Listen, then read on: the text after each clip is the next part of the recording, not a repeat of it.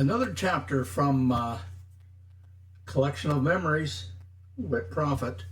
I'll be reading this to you today. Today's chapter is actually entitled Adopt Me, Please Adopt Me. And these were words coming from an adult. Well, more than an adult, how about a senior citizen? Adopt me, please adopt me. That was me begging of some acquaintances just 4 years ago.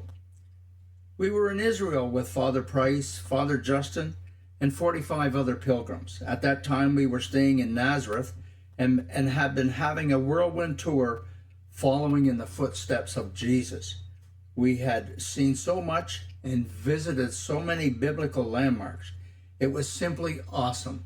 Some people might say life-changing. I can guarantee you at least outlook changing, if not anything else.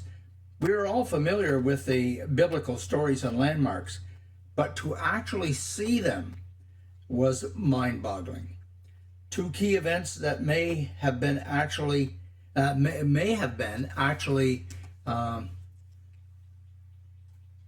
sailing on the Sea of Galilee. That was a big one for me. Back to the book,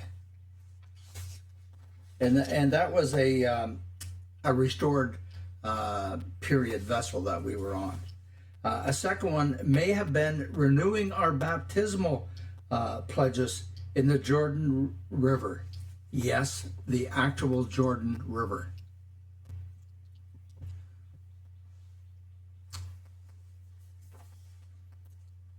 I know if you were in the book or seeing the video, it's sort of hard to pick out Colleen, but that's because she was more concerned about the minnows that were around her feet in the Jordan River than about anything else.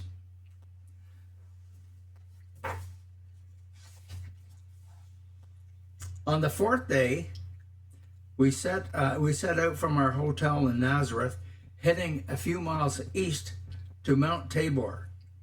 We had a long wait at the foot of Tabor, as we had to take smaller buses to go up the windy, curvy, tight road to the top. It seemed like ages, but I bet we were standing in line waiting to have a bus assigned to our group for over an hour. The road up the mountain was indeed curvy, with deep drop-offs on the outside. Glad I was sitting on the inside. No need to see that drop-off for me. The wait and the scary ride up the mountain was worth the wait.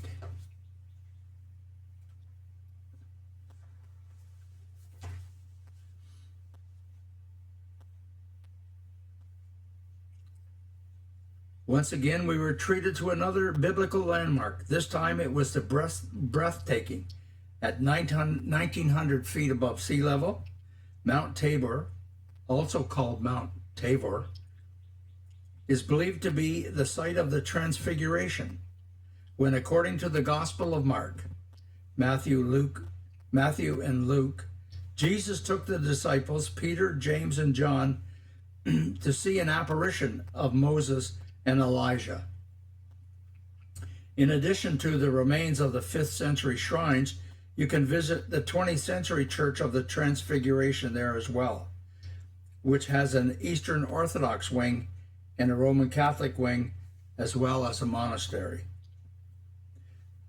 Lying on the Israel National Trail, Mount Tabor offers views of the Gilboa Mountains to the east, the Carmel Mountains to the west, and the Golan Heights to the north.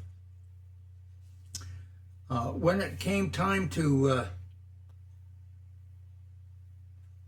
head back down the mountain, though, a bit of a dilemma. Several people expressed their anxiety with the winding road that dropped off and the speed of the nonchalantness of the drivers. I must confess some anxiety myself, but Billy be damned. If I was going to say anything, needless to say, that was a topic of conversation while we settled in line for our bus.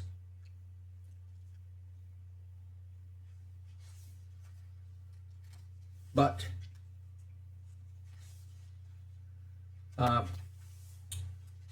couple of things I didn't get to throw in. Also with us were our fellow parishioners from Aaronsville. Hard to believe we would have this gathering of these ladies from Aaronsville, but they were the heart of the crusade. Also, not only the girls from Aaronsville, but we had this fine collection of some Filipino friends, Linda, Lyria, the twins, and we knew most of these folks before we even left to go to Israel, but they were key to the pilgrimage and the key to the story. After about half an hour or so of disgruntled murmuring about the wait, we were standing there for best part of 2 hours, I would say. We were told it was going to be at least an hour before our bus was able to come. Apparently it was a union thing and the drivers were working to rule or taking breaks or whatever, but it was disconcerting to say the least. And the word trickled back through the lines that the next bus departing to the base was a Philippine tour bus. Aha!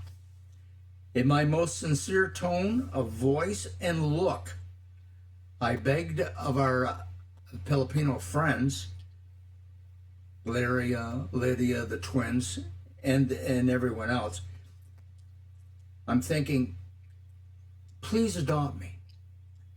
If I am a Filipino, then they might let me take the next bus. And I would get back to our hotel in Nazareth in time for happy hour and another night of fine Scotch tasting. Adopt me. Please adopt me.